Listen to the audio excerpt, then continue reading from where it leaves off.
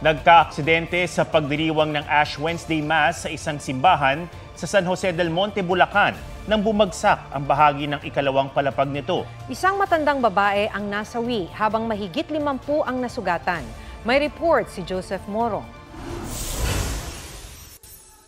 Sa gitna ng misa ngayong Ash Wednesday, napatayo at nagsisigaw ang mga nagsisimba.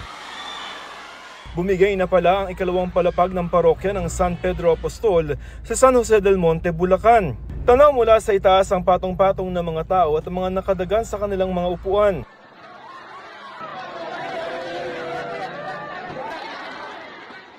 Kung hindi sinasalba ang sarili, tumutulong naman ang iba sa mga naipit. Si Jean Cruz nakapwesto sa second floor at isa sa mga nakapila para magpa-krus ng abo sa noo. Basta bang!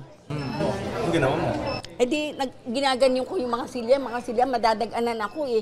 May humatak sa akin na parang dugon-dugo na nga ang mukha niya, hinatak akong palabas. Sugatan, si Erlinda de la Cruz na nooy nasa second floor din.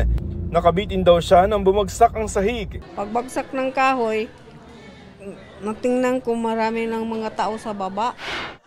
Nasawi sa trahedya ang 80 taong gulang na si Luneta Morales, isang choir member.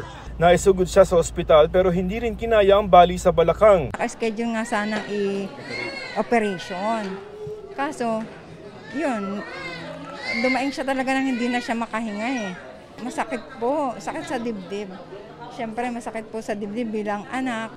55 ang nasugatan. Ang tinitingnan sanhi ng pagguho ng second floor ng simbahan ay yung flooring na inaanay na pala, mabuti na lamang daw at dahan-dahan ang naging pagbagsak nito dahil kung hindi ay baka mas marami pa ang nadisgrasya.